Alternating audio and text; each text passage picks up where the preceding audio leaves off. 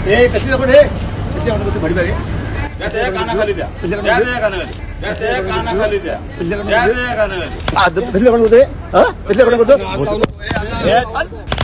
कसले कोण होते कसले कोण करतो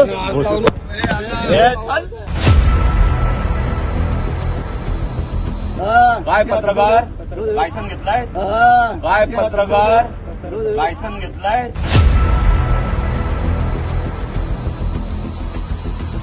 पोलीस स्टेशन आम्हाला फुल देते पोलीस स्टेशन आम्हाला फुल देते चालेल पोलीस आम्हाला कोणती गरज नसते कधी आणि काय करायचे चालेल पोलीस आम्हाला कोणती गरज नसते कधी आणि काय करायचे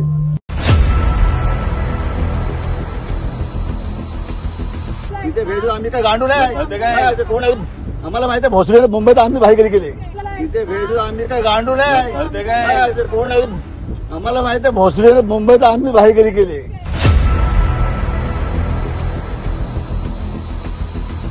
गाडी फोडा पाहिजे काय तर एकदा झालं असं काय ते आपण संजय गडवाल त्याला पण ठोकायची सैलू आपण असं यायला पाहिजे गाडी फोडा पाहिजे काय तर एकदा झालं असं काय ते आपण संजय गडवाल त्याला पण ठोकायची सैलू आपण असं यायला पाहिजे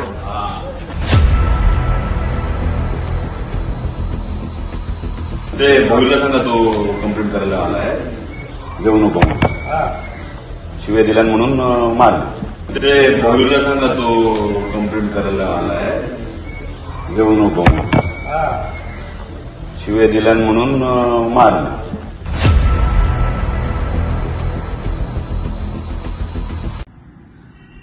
12 नोव्हेंबरला उद्योजक सदानंद उर्फ आप्पा कदम हे त्यांच्या जामगे गावी सुर्वे यांच्या घरी मयत झालं होतं त्यांचं सांत्वन करण्यासाठी आणि आपल्या गावदेवीचं दर्शन घेण्यासाठी गेले होते.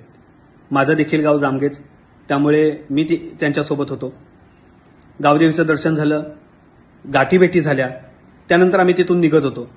तेवढ्यात रामदास कदमांचे भाऊ चंद्रकांत उर्फ अण्णा कदम, त्यांचे पुतणे शैलेश कदम, मोहन कदम आणि त्यांच्यासोबत अजून बरीच माणसं होती. ते हातात काट्या घेऊन, घराचे कौल घेऊन शिवसेना उद्धव बाळासाहेब ठाकरे पक्षाचे जे उमेदवार आहेत संजय कदम यांचे लावलेले स्टिकर फाडत होते, शिवीगाळ करत होते. मी पत्रकार म्हणून या सगळ्या गोष्टी माझ्या मोबाईलमध्ये रेकॉर्ड करत होतो. मी रेकॉर्ड करतोय हे बघून चंद्रकांत अण्णा माझ्याजवळ आले, मला शिवीगाळ केली, त्यांनी मला मारहाण केली, माझ्या कानाखाली मारली आणि माझ्या हातातला मोबाईल हिसकावून घेतला. या सगळ्याची मी पोलीस स्टेशनमध्ये तक्रार केलेली आहे. या गोष्टीला झाले 4 दिवस.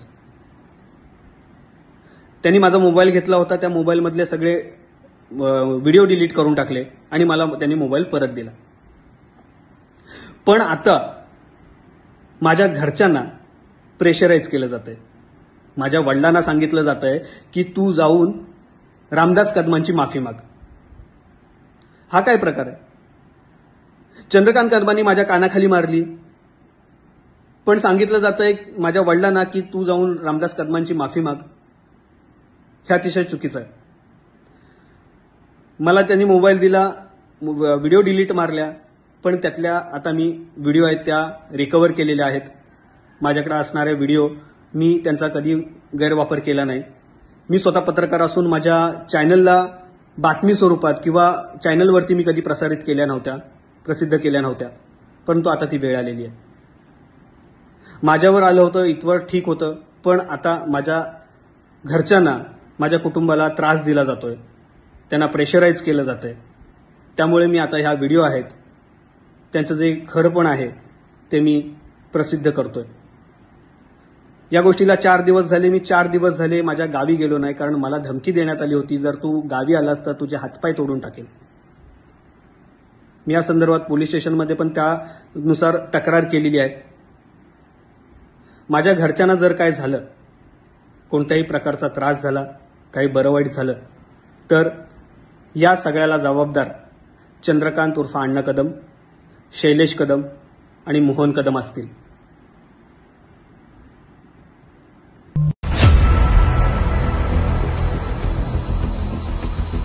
तिथे भेटू आम्ही काय गांडू नाही कोण आम्हाला माहिती आहे भोसले मुंबईत आम्ही भाईगिरी केली. तिथे भेटू आम्ही काय गांडू नाही कोण आम्हाला माहिती आहे भोसले मुंबईत आम्ही भाईगिरी केली.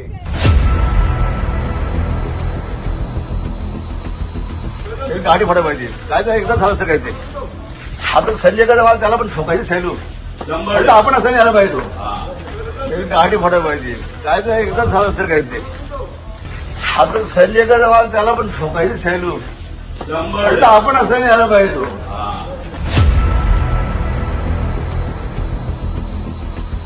ते भोईरला सांगा तो कंप्लेंट करायला आलाय. जेवू नको शिव्या दिल्या म्हणून मारला. ते भोईरला सांगा तो कंप्लेंट करायला आलाय. जेवू नको शिव्या दिल्या म्हणून मारला.